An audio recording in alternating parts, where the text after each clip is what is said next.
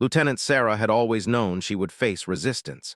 As one of the first women to attempt Navy SEAL training, she understood that every eye would be watching, every mistake, every success questioned.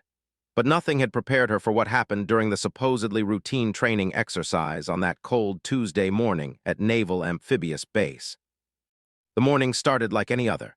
Sarah arrived at the training facility before dawn, her gear meticulously prepared, and her mind focused on the day's objectives. She had already completed 18 weeks of the grueling basic underwater demolition SEAL training, surviving the infamous Hell Week and proving herself capable in every metric that mattered. Her instructors had grudgingly acknowledged her performance, though she could sense the underlying tension from some of her fellow trainees. Chief Petty Officer and Petty Officer First Class Jake had made their feelings about women in the SEALs clear from day one. They never said anything directly, but their comments about lowered standards and political correctness were loud enough for everyone to hear. Sarah had learned to ignore their provocations, focusing instead on her performance and letting her actions speak louder than their words. The training exercise was designed to simulate a hostage rescue scenario. Teams of 4 would infiltrate a mock building, neutralize threats, and extract civilians while under enemy fire. Sarah had been assigned to Team Alpha alongside and Petty Officer Second Class Tommy, who had remained neutral in the ongoing tension. Commander James Mitchell, the training officer overseeing the exercise, briefed the teams on their objectives. The scenario involved multiple entry points, coordinated timing, and split-second decision-making under pressure. Sarah reviewed the building schematics carefully, noting the optimal routes and potential complications. She had excelled in similar exercises before, consistently ranking in the top percentile for tactical awareness and execution. As Team Alpha prepared to begin their assault, Sarah noticed something unusual in his demeanor. He was exchanging glances with, and both men seemed unusually focused on her rather than the mission ahead. Appeared uncomfortable, repeatedly checking his weapon and avoiding eye contact with his teammates. The exercise began with a simulated explosion that served as the team's cue to advance. Sarah moved with practiced precision, her rifle ready as she approached her assigned entry point on the building's east side. The training ammunition used paint rounds that would leave visible marks when someone was killed during the exercise, making it easy for observers to track performance and casualties. Sarah had just reached the building's perimeter when she felt the first impact. A paint round struck her in the center of her chest, the bright red mark clearly visible against her tactical vest. According to exercise protocol, she was now dead and should withdraw from the scenario immediately, but something felt wrong about the shot's trajectory and timing. As she turned to identify where the shot had come from, 2 more paint rounds hit her in rapid succession, one in the back and another on her leg. The shots were coming from inside the building, from positions where her own teammates should have been advancing. Sarah's combat instincts, honed through months of intensive training, told her this wasn't part of the planned scenario. Through her earpiece, she heard his voice reporting to the exercise controllers. "Tango down on the east side. Civilian casualty confirmed." The words sent a chill through her as she realized what had happened. Had deliberately targeted her, using the exercise as cover to eliminate her from the scenario in a way that would appear accidental to outside observers. Sarah remained in position, playing dead as required by exercise protocol, but her mind was racing. The building layout made it impossible for enemy role players to have achieved the angles necessary for the shots that hit her. Only her teammates could have been responsible, and the coordinated nature of the hits suggested deliberate planning rather than accidental friendly fire. From her position on the ground, Sarah could hear the rest of the exercise continuing inside the building, and were moving through their assault with textbook precision, their communication crisp and professional. To any observer monitoring the radio chatter, they sounded like a well-coordinated team executing a successful mission despite the unfortunate loss of one team member. But Sarah knew better. She had memorized every detail of the mission plan, and the timing of her elimination had been perfect from their perspective. By taking her out early in the exercise, and had ensured that her tactical contributions would be minimal, and any success their team achieved could be attributed to their leadership and skills rather than her participation. When the exercise concluded 20 minutes later, Sarah remained silent about her suspicions. She knew that making accusations without concrete proof would only reinforce stereotypes about women being unable to handle the pressures of SEAL training. Instead, She focused on documenting every detail she could remember, from the timing of the shots to the radio communications she had overheard. Commander Mitchell conducted the standard after-action review with all participating teams. He praised Team Alpha's successful completion of the mission while noting the unfortunate early casualty, spoke eloquently about the challenges of operating under fire and the importance of maintaining mission focus even when teammates were lost, nodded solemnly at appropriate moments, playing his part perfectly. Sarah listened to their performance with growing anger, but she maintained her composure. She had learned early in her military career that emotional reactions would be used against her, and she refused to give her detractors that satisfaction. Instead, she asked detailed questions about the exercise setup and enemy positions, probing for inconsistencies in the official narrative. The other trainees seemed to accept the explanation that Sarah had been eliminated by simulated enemy fire from an unexpected position. Such casualties were common in training exercises, and her teammates' expressions of regret and frustration appeared genuine to most observers. Only seemed troubled by what had transpired, though he said nothing during the review session. After the formal debriefing, Sarah returned to her quarters to review her notes and consider her options.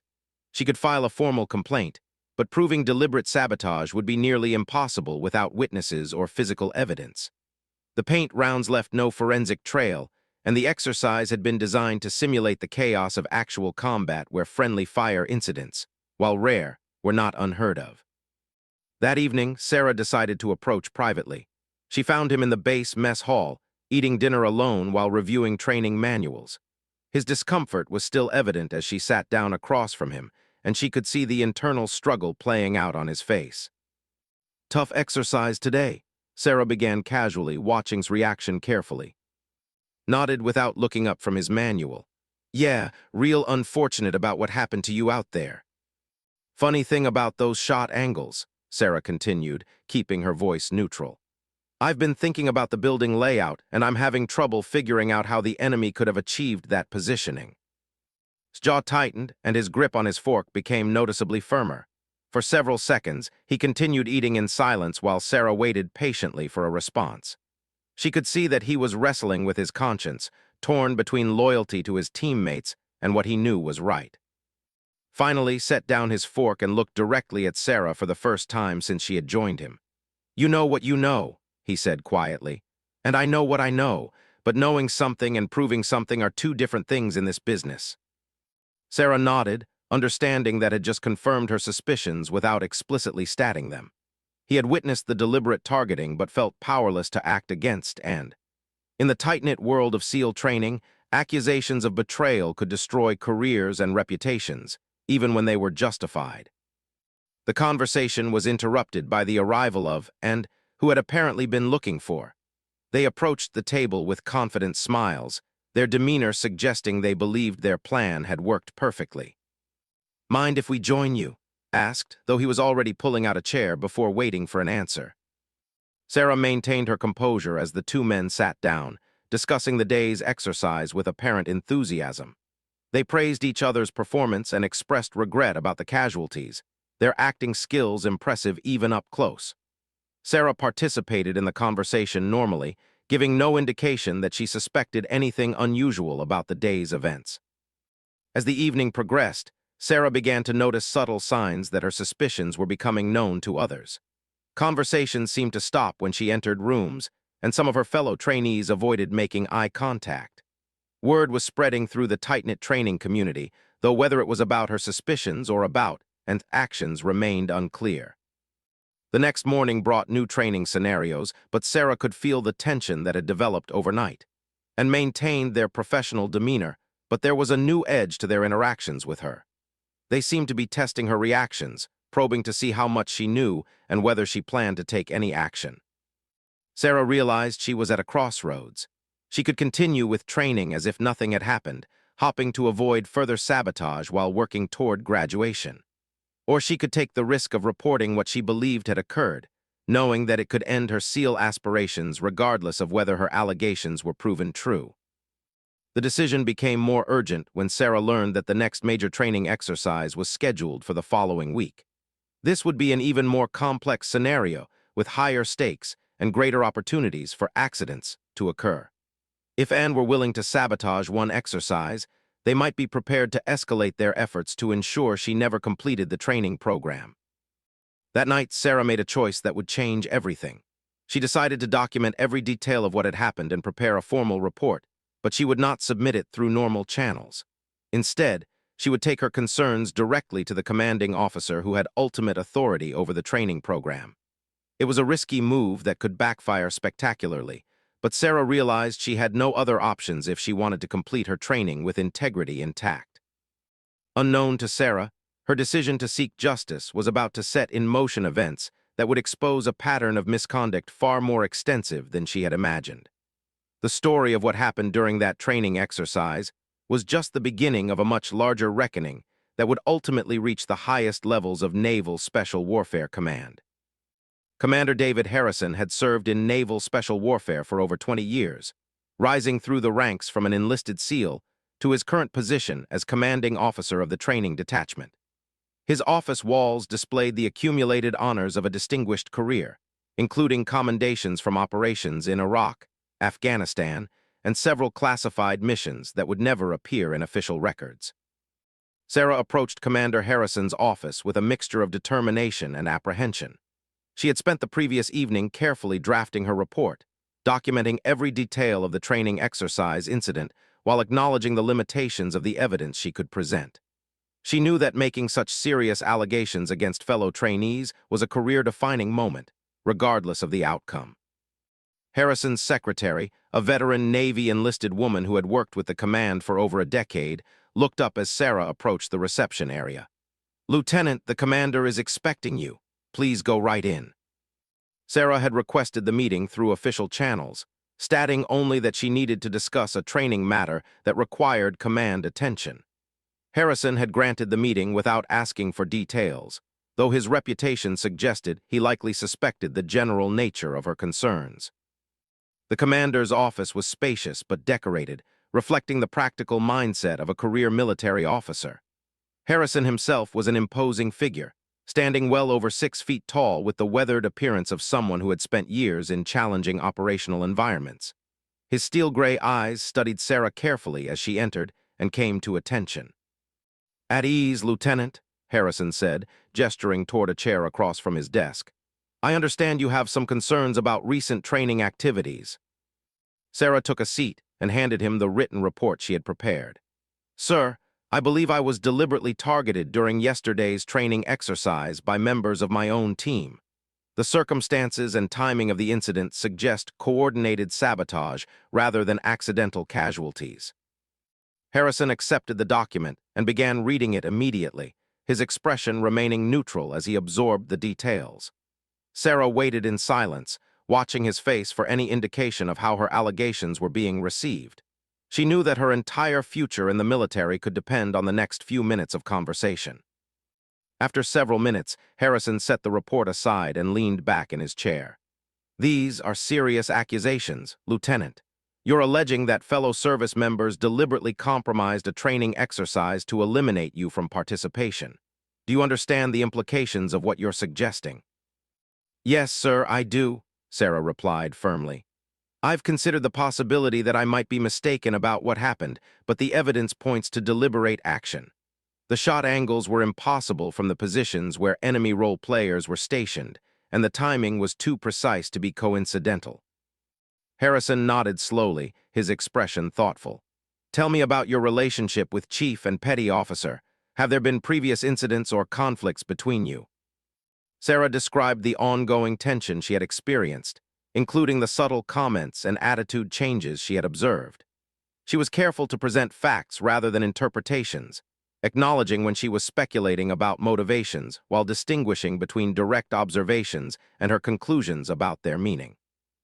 "And Petty Officer," Harrison asked, "what was his role in this alleged incident?"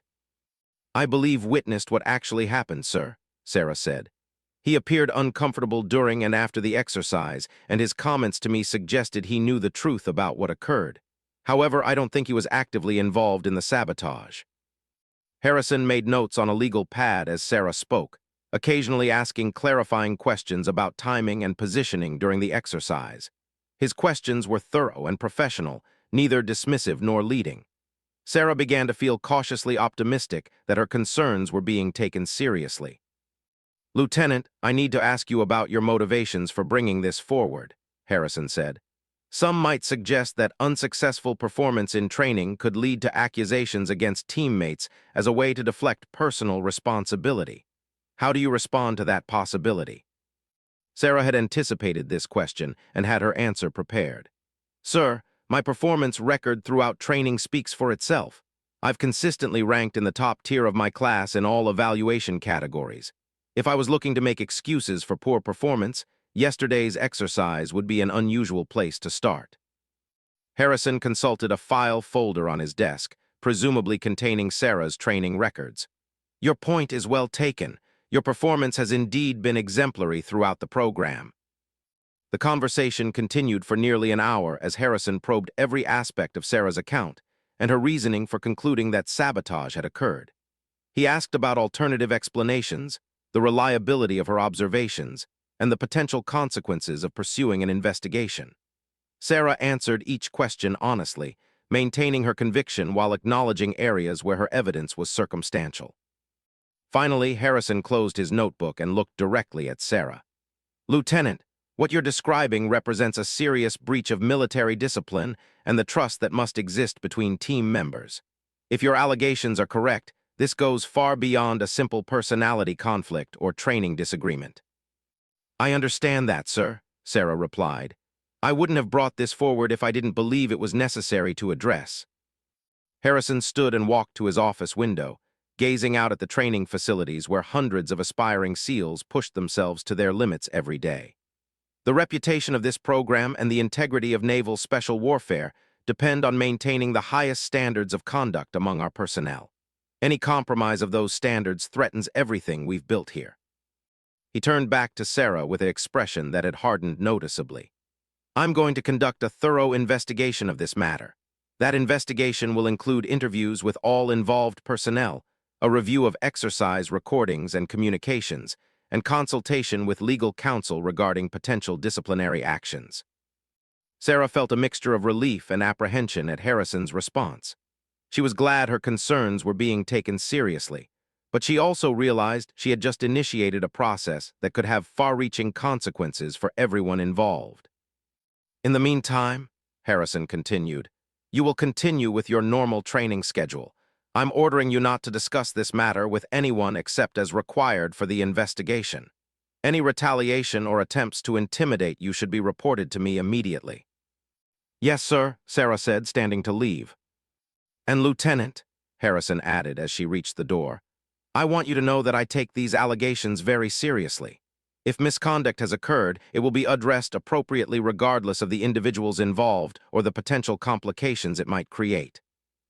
Sarah left Harrison's office with a sense that she had made the right decision, but she was also aware that the real challenges might be just beginning. Word of an investigation would inevitably spread through the training community, and she could expect increased scrutiny from both supporters and detractors. Over the next 3 days, Harrison's investigation unfolded with military precision. He interviewed each member of Team Alpha separately, beginning with who was clearly the most vulnerable link in any conspiracy. Harrison's interview techniques, developed through years of intelligence work, gradually broke down resistance to revealing what he had witnessed. Finally admitted that he had seen deliberately target Sarah during the exercise, using his position inside the building to achieve shot angles that would have been impossible for the designated enemy role players. Had provided covering fire to make the incident appear more chaotic and harder to analyze afterward. Armed with testimony, Harrison confronted and in separate interviews. Both men initially any wrongdoing, claiming that was mistaken about what he had observed. However, Harrison had also obtained technical analysis of the exercise area that confirmed the impossibility of the shot angles from enemy positions. The breakthrough came when Harrison revealed that the training facility's security cameras had captured portions of the exercise that contradicted the official narrative. While the cameras hadn't recorded the actual shooting incident, they had captured, and in positions that made their version of events impossible to sustain. Faced with irrefutable evidence of their deception, broke first. He admitted to participating in the sabotage, but claimed it had been Saidea and that he had been pressured to participate. revealed that the incident hadn't been spontaneous, but had been planned in advance, with both men agreeing that eliminating Sarah from training exercises would demonstrate her unsuitability for SEAL operations. Maintained his denial until Harrison presented him with confession and the supporting technical evidence. Even then, he showed no remorse for his actions, arguing that women had no place in SEAL units and that he had been protecting the integrity of the program by exposing Sarah's supposed weaknesses. The investigation revealed additional troubling information about attitudes and behavior within the training program. Several other female candidates had experienced suspicious incidents during exercises, though none had been as blatant as what Sarah had endured. A pattern of harassment and sabotage had developed that went far beyond simple resistance to change. Harrison realized he was dealing with something much larger than an isolated incident between individual trainees. The misconduct appeared to be part of a broader culture problem that threatened the fundamental values of naval special warfare. His investigation had uncovered evidence of systematic efforts to undermine qualified candidates based on gender rather than performance. As the scope of the problem became clear, Harrison knew he needed to take decisive action that would send an unmistakable message throughout the special warfare community. The days of tolerating discrimination and sabotage in the name of tradition or unit cohesion were over, and anyone who couldn't accept that reality would need to find other career paths. Sarah continued her training throughout the investigation, though she could feel the tension building around her. Some trainees avoided her entirely, apparently fearing guilt by association, while others seemed to be watching her more closely than usual. She maintained her focus on performance standards, determined not to let the controversy distract from her primary goal of completing the program. The investigation's findings would soon force everyone involved to confront the consequences of their choices. But Sarah had no way of knowing that Commander Harrison's response would be swift, comprehensive, and career-ending for those who had betrayed the trust placed in them as future warriors. Commander Harrison completed his investigation within a week, working with military legal counsel and higher command authorities to ensure that any disciplinary actions would withstand scrutiny and set appropriate precedents. The evidence he had gathered painted a disturbing picture of systematic misconduct that went far beyond the single incident Sarah had reported. On Friday morning, Harrison called an all-hands meeting for the entire training detachment. The assembly included not only the current class of SEAL candidates, but also instructors, support personnel, and visiting officers from Naval Special Warfare Command. The unusual nature of the gathering had generated considerable speculation throughout the week, with rumors spreading about everything from program changes to security breaches. Sarah took her seat among her fellow trainees, noticing that, and appeared unusually tense. Avoided eye contact with everyone, staring at his hands while waiting for the meeting to begin. The atmosphere in the room was charged with anticipation and underlying anxiety as personnel filed in and took their positions. Harrison entered the assembly hall with several senior officers, including Captain Robert Sterling, the commanding officer of Naval Special Warfare Group 1, and Commander Lisa Martinez, the staff judge advocate responsible for legal matters within the special warfare community. The presence of such high-ranking officials confirmed that whatever was about to be discussed had significant implications. "Good morning," Harrison began, his voice carrying clearly throughout the hall. "I've called this assembly to address matters of discipline, integrity, and the core values that define naval special warfare. What I'm about to discuss affects every person in this room and every person who aspires to serve in special operations." He paused, allowing his words to settle before continuing. "1 week ago, I received a report alleging deliberate misconduct during a training exercise. The investigation I conducted revealed not only the truth of those specific allegations, but also a broader pattern of behavior that is completely incompatible with the standards we demand from naval special warfare personnel." Sarah felt her heart rate increase as she realized that Harrison was about to publicly address the incident she had reported. She could see and shifting uncomfortably in their seats, while other trainees began looking around the room with growing awareness that something serious was unfolding. Chief Petty Officer and Petty Officer deliberately sabotaged a training exercise by targeting a fellow team member with the intent of eliminating her from participation, Harrison announced, his voice hard and uncompromising. This action was premeditated, coordinated, and represented a fundamental betrayal of the trust that must exist between team members. The silence in the room was absolute as the implications of Harrison's words sank in. Several trainees turned to look at, and who now sat rigid in their chairs, their faces pale but expressionless. Harrison continued relentlessly. The investigation revealed that this incident was not isolated. Several other candidates have been subjected to harassment and sabotage based on gender rather than performance. This represents not only individual misconduct, but a failure of leadership at multiple levels to maintain appropriate standards of conduct. Captain Sterling stepped forward to address the assembly. The actions we're discussing today strike at the heart of what we stand for as Special Operations Forces.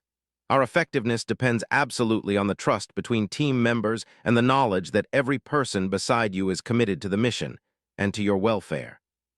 Sterling's voice carried the authority of decades in special operations, including multiple combat deployments and command positions throughout naval special warfare. When that trust is betrayed for personal prejudices or political beliefs, it compromises not just individual missions, but the entire special warfare enterprise. Harrison resumed speaking, outlining the specific findings of his investigation without revealing Sarah's identity as the reporting party. He described the technical evidence that had proven the impossibility of enemy fire from the claimed positions, the witness testimony that had confirmed deliberate targeting, and the admissions of guilt that had ultimately been obtained from the perpetrators. The investigation also revealed disturbing attitudes among some personnel regarding the integration of women into special operations roles, Harrison said. Let me be absolutely clear about the command position on this matter. Personnel decisions in naval special warfare are based exclusively on performance and capability. Any attempt to undermine qualified candidates based on gender or any other irrelevant factor will result in immediate removal from special operations communities. The weight of Harrison's words was reinforced by the presence of the senior officers on stage, making it clear that this was not simply a local training matter, but a command-wide policy statement. Sarah could see some of her fellow trainees nodding in agreement, while others appeared troubled by the implications of what they were hearing. "Chief and Petty Officer," Harrison called out, "please stand." Both men rose slowly from their seats, their military bearing intact despite the circumstances.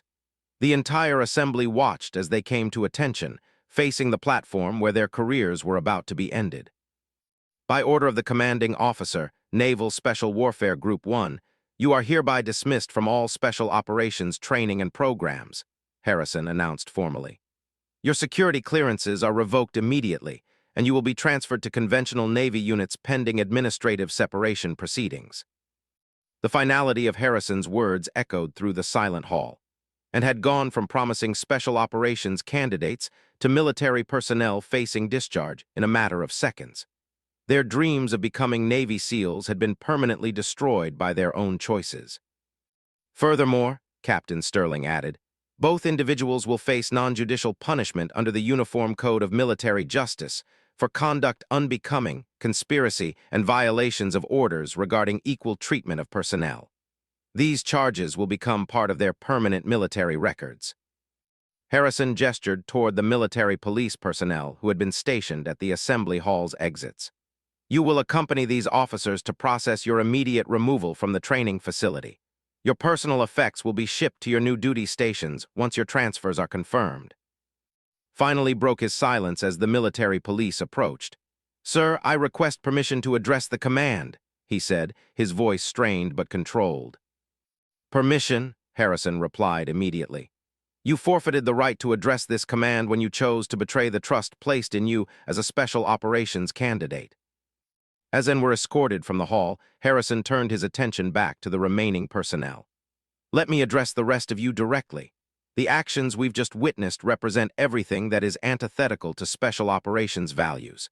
The individuals being removed today failed not because they lacked physical capabilities or technical skills, but because they lacked the character required for service in naval special warfare. Sarah felt a mixture of vindication and sadness as she watched her former teammates being led away. She had wanted accountability for their actions, but seeing their careers destroyed provided less satisfaction than she had expected. The incident had damaged everyone involved, regardless of who had been right or wrong. The investigation also identified Petty Officer as a witness who initially failed to report misconduct he had observed. Harrison continued. After careful consideration and consultation with Command Legal Counsel, will remain in training under a formal counseling program. His future in special operations will depend on demonstrating the courage and integrity that should have been evident from the beginning. His relief was visible as he realized his career was not being ended, though Sarah could see that he understood he would face increased scrutiny for the remainder of his training. The message was clear that witnessing misconduct without reporting it was itself a serious failure of duty. Harrison spent the next hour addressing questions and concerns from the assembled personnel. He emphasized that the investigation had been thorough and fair, that due process had been followed, and that the command's commitment to maintaining high standards applied equally to all personnel regardless of rank or experience. Excellence in special operations requires excellence in character, Harrison concluded. Technical proficiency and physical capability are meaningless without the moral foundation that allows warriors to function effectively under the most challenging circumstances. Anyone who cannot meet these character standards has no place in naval special warfare. After the assembly, Sarah was approached by several fellow trainees who expressed support for her decision to report the incident. Many admitted they had suspected something was wrong, but had been unsure how to address their concerns.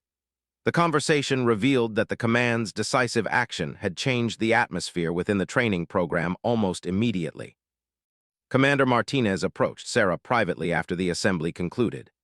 "Lieutenant, the command wants you to know that reporting this incident required considerable personal courage. Your willingness to stand up for proper standards, despite potential personal costs, exemplifies the kind of leadership we need in special operations." Sarah thanked Martinez for the support, but emphasized that she had simply done what any service member should do when faced with misconduct. She had no interest in being praised for meeting basic standards of integrity, though she appreciated the command's recognition of the difficult position she had been placed in.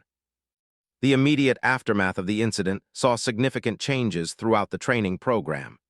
Additional oversight was implemented for all exercises, clear reporting procedures were established for misconduct allegations, and training was enhanced regarding equal treatment and professional behavior expectations.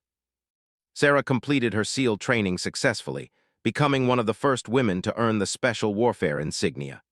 Her performance throughout the program had been consistently excellent, and her handling of the Sabotage incident had earned respect from instructors and fellow trainees alike, and were ultimately separated from the Navy with other than honorable discharges, their military careers permanently tainted by their misconduct. The swift and decisive command response to their actions sent a clear message throughout naval special warfare that discrimination and sabotage would not be tolerated under any circumstances.